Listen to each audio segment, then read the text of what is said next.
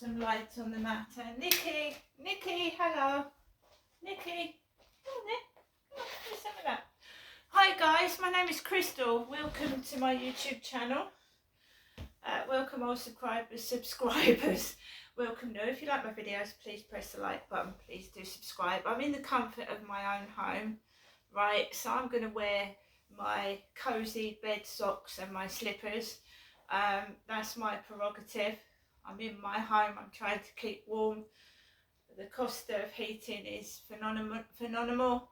And I can't keep my heating on all day because £10 of gas will just go like that. So we all keep warm with socks, whatever, to keep us warm. This is Nikki. This is the cat that when my mum said, how's Nikki? The time before last, Nikki was being sick. She was throwing up green sick. Right, so I've nursed my cat. She lost a hell of a lot of weight by going missing for a month. I don't know what she'd been surviving on. Maybe she'd been eating plants. And so, of course, we know plants outside can be poisonous. And she lost a lot of weight. And she's like forgotten how to eat properly. So I've been having to feed my cat with a spoon, open her mouth and literally put food into her mouth. I don't know whether she was kept in a garage or hiding somewhere, but she was terrified when I found out. When I picked her up underneath that car, she was terrified. She wouldn't meow. She was shit scared. Because one weekend, when there was a lot of noise upstairs, she jumped out of the window. Normally when there's noise upstairs, my pets hide under the furniture. So I'd taken Max out for a walk and my cat had gone missing when he had his kids upstairs. They hide because loud thumps on the ceiling make me jump out of my skin, and pets feel the same. So Nikki, I keep her in with me and I try and keep her warm, and I have to force feed her at sometimes, right?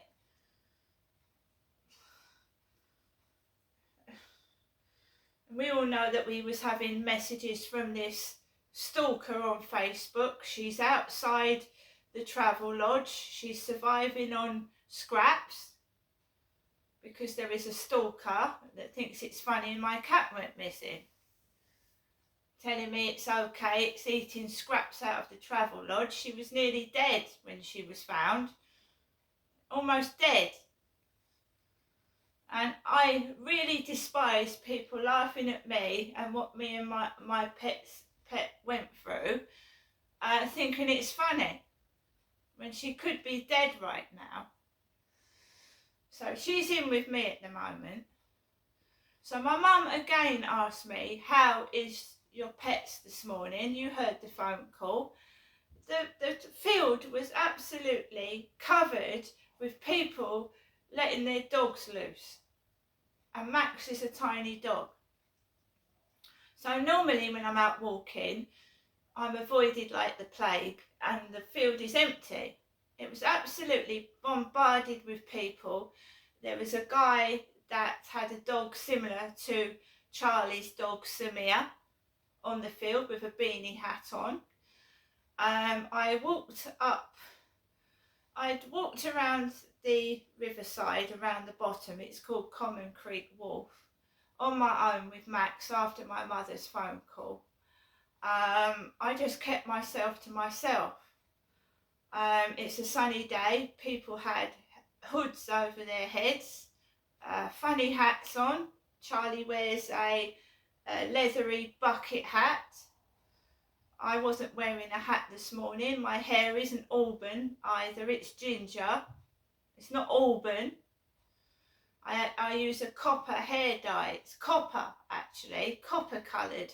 My original hair was copper, ginger. It certainly wasn't auburn. So on Flirt Finder, we've got messages, I love your auburn hair. It's ginger. And taking the piss.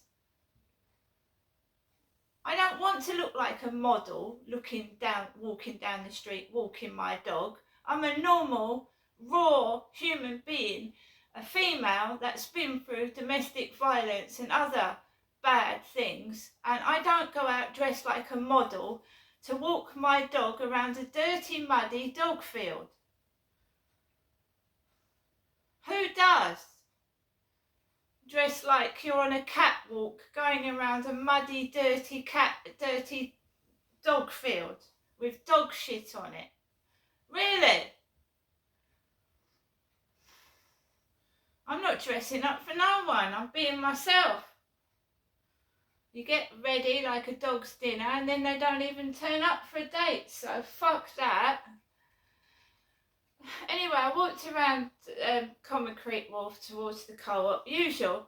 A bunch of people going into Costa Coffee talking about something that smells. It stinks. Well, there is a smell around the Rochester Riverside at the moment. It's sewerage. It smells like poo, like someone's just had a dump right round the top of the Rochester Riverside. It smells like sewerage. Poo! So I just happened to be walking past this group of about 10-15 couples going into Costa Coffee, and they happened to be talking about something that really stinks.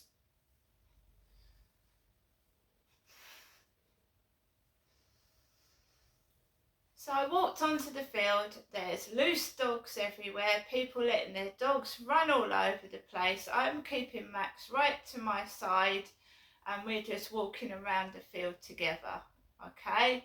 That's what we're doing. It was a female that was talking about something stinky, by the way. It always is. It's always a woman. I walked onto the field, kept Max to myself. There was an elderly couple in long dark coats with beanie hats on. There was a guy dressed like Charlie. He had a beanie hat on. Charlie's extremely thin. He's got no teeth, so he doesn't go to a dentist. He's an ex-alcoholic and he's had all his teeth removed. So he hasn't got one tooth. When I went to the dentist yesterday, I've still got some teeth left. After 9 teeth that they pulled out. Last tooth was 2018 that they pulled out. I haven't let them remove another tooth since. So I have teeth. Charlie has no teeth at all. I didn't enjoy walking around the field, not as much as I wanted to. It was absolutely jam-packed full of people. So as you can imagine, I wasn't feeling too grand. I walked around the field, the sun was shining, I was trying to video boats. And I came off the field. When I walked up, there was a white car reversing. My mother was run over by a female driver in Durrell Gardens. This is not Chatham, this is Rochester I'm living in. So my mother was actually knocked over by a female driver reversing. My mother fell flat on her face. She's elderly and she had a black eye. At that time I was going to domestic violence a domestic violence course up at All Saints Children's Centre. And I would visit my parents after going to domestic violence lessons. And I visited my mum and she had a black eye, and she told me that a female driver had reversed into her and she'd been knocked over on her face. My mother Jennifer. So when I'm going out, I live in Rochester, these white cars that reverse very close to me, they didn't knock me over, they knocked my mother over, and it was a woman that knocked my mother over. My dad did not report it to the police. He didn't say that my mother needed hospital attention, he just left her to get on with it. right? If it had happened to me, I would have called the police and I would have obviously gone to hospital.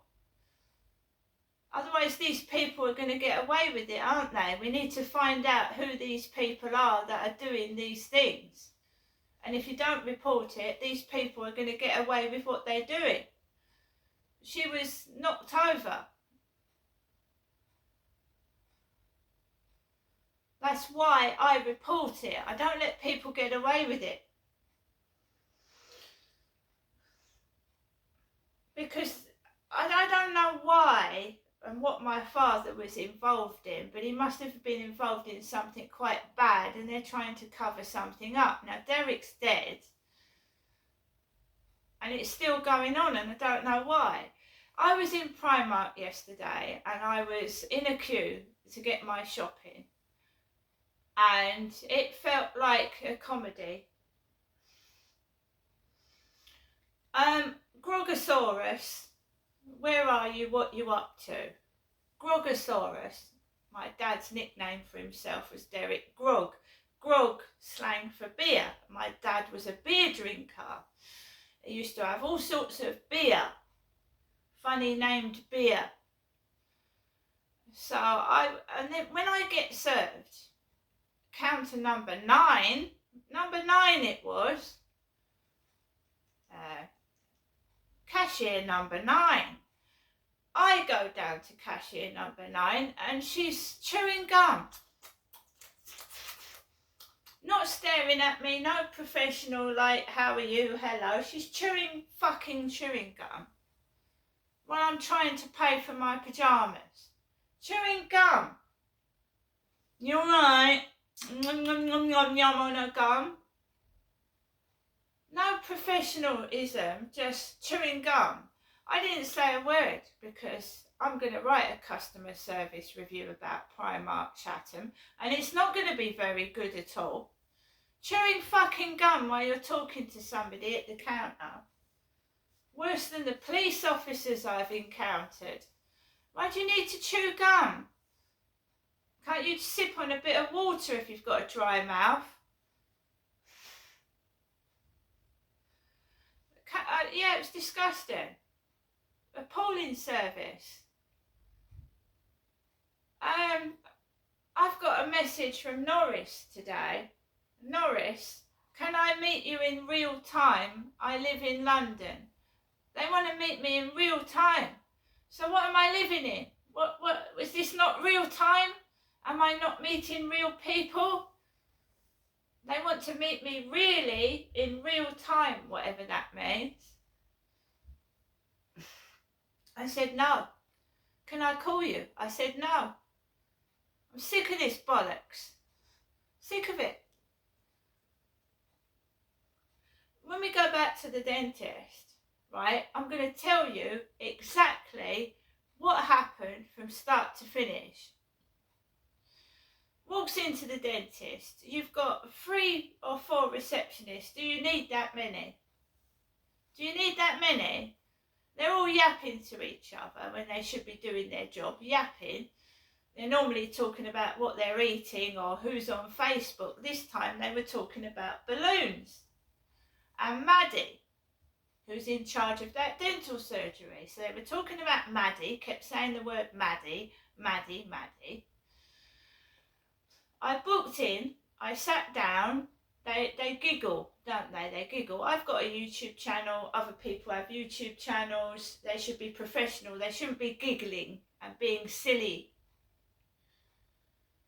So this one receptionist is very, very skinny. She's very, very young, probably in her early 20s, and she is doubling up as a dental receptionist, but she's also working on the reception. So they're all yapping to each other, taking phone calls, and I could hear the other person on the end of the phone speaking. It sounded like one of the receptionists making a phone call, to be fair. It didn't sound like a real person. So we've got a woman sat with a pram blocking all the seats. So I just sit down at the end near the door where I'm getting the wind blowing in me and the door's shutting. And there's a woman with a young boy.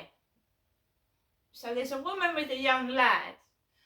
Now, she gets in, they come back down, and he leaves something behind under the chair. He is sat next to Mr. Peddler, because they shout out, "Mrs. Peddler," really loudly, and it's Mr. Peddler, and he's a short, fat, grey-haired man that looks like one of the blokes off Flirt Finder with green baggy trousers, and he's sat next to this young boy. Mr. Peddler is. So the boy and his mum leave the dental surgery. The boy leaves something behind. I'm on my phone. I don't know the boy's left something behind because I'm on my phone to Barclays Bank trying to complain about the women that talk to me like shit. So the boy comes back in on his own. The mother doesn't come back in the surgery with him. He picks up what he's left behind under the seat and he goes back outside. Right? In the meantime, they apologise to Mr. Peddler, the giggling receptionist. "Oh, I'm so sorry, I called you Mrs. Peddler." So Mr. Peddler goes up and gets treated. He goes. Finally, Crystal, can you go and sit outside surgery too, please? And what I thought was a receptionist is a dental nurse walking up the stairs behind me, and she starts talking about my Poundland shopping. "Oh, you've been to Poundland before, so you've done your shopping first, have you?" Which is none of her business. I went, "Yeah." She went, "Is it busy in Poundland?" So I went, "Yeah, it's busy." And so she's a receptionist and a dental nurse. And I am in no pain at all. I'm not in pain. I don't need any treatment. The Asian dental surgeon tells me to, "What have you come here for?" She should have known. I mean, it's for a dental checkup, 6 monthly dental checkup. So "Oh, your fillings are okay. This one's supposed to be leaking and need £800 root canal treatment, but my fillings are okay." And she says, I explained to her that I'm in pain every day with face pain. I've got neurological pain. So she turns round and says to me, she says, "How long is it since you had your partial denture?" Now remember, this Charlie, this drunk that met me on the field, has got no teeth at all. He ain't got dentures, he ain't got no teeth. So I've got teeth, but I've got my back teeth missing. So she goes, "How long is it since you had your denture?" I said, "I don't know." So this girl looks through my medical notes on the computer, and she goes, "I'll ring downstairs," and they say, "Well, she a year. You can have a partial denture after a year." So she says, "Well, we'll put you down to have partial dentures then." And then she turns around and she says to me, she says, "Oh, well, we do the impressions for the denture now." So she goes to the assistant, because I've got a very small mouth. My mouth is really tiny, right? So you need a small mouth thing. They haven't got small mouth things. So you know what they fucking do? My mouth is tiny, right? So they get a large denture holder, large. So she says to me, "Open wide," puts this large, you know that pink stuff that tastes like shit? And I've swallowed some of it yesterday. Swallowed it, big pink gooey stuff. She puts the large denture thing into my mouth, right? Pushes it hard right down. So it's too big. It's too big for my mouth. So they can't wait to get a small small one. So I have a large denture impression thing stuffed in my mouth. She says to me, breathe through your nose, because I've always breathed through my mouth. It's a condition my nan had. And she said, stick your tongue out. Stick your tongue out. So it must have looked, if there was a camera looking that way, it must have made me look like a fucking twisted fucking elephant man. I've got this great big denture thing in my mouth. I'm laid back and she's telling me to poke my tongue out.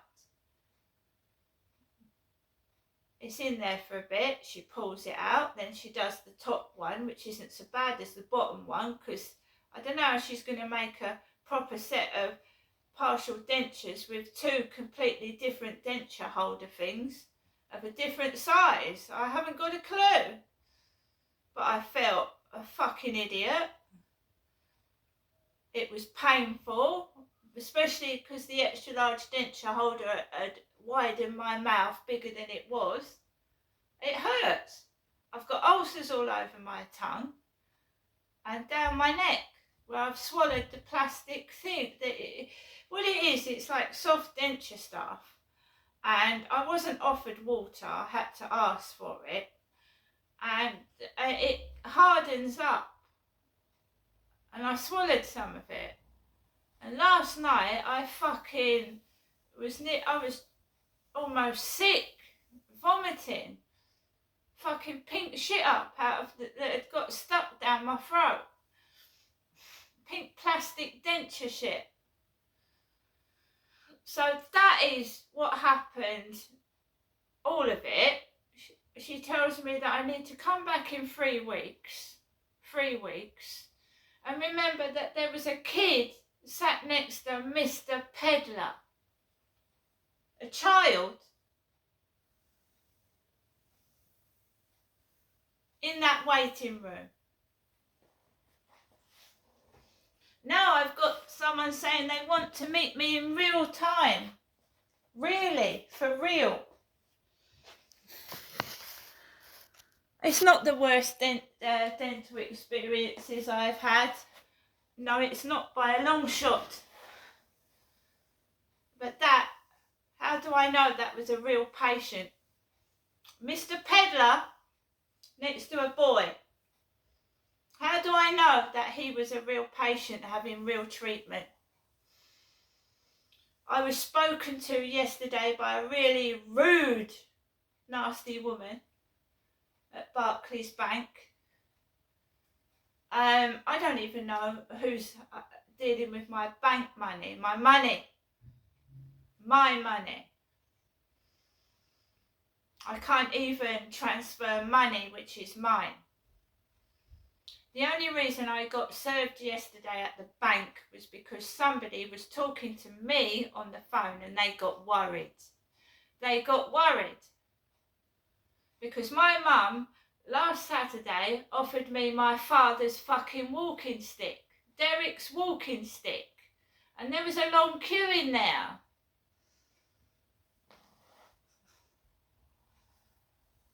Now you might be wondering why I'm not talking to my mum like in a friendly manner this morning. It's because last Saturday, before I was treated like shit in that dental surgery, Mr. Peddler, she'd said that your father, there's nothing left of him, there's no bones, not even a bit of dust. And I feel I'm being intimidated, mistreated and tortured, and I don't know why. I wish people would tell me. But using children in the dentist, it's disgusting, it's appalling. Women, that whole dental surgery is run by women. Dr. Lupin isn't there anymore. He's not a dentist there anymore. Maddie took over. I'm not being tortured. I've done nothing wrong. And this morning, right, bullying me so that someone can go into WhatsApp and ask me for dirty fucking photographs. I don't think so. Being horrible to me, ganging up on me, bullying, and it's women, it's females, wanting dirty lesbian photographs by the look of it. It was when my dad was alive, way back in 2008, it was women. Females.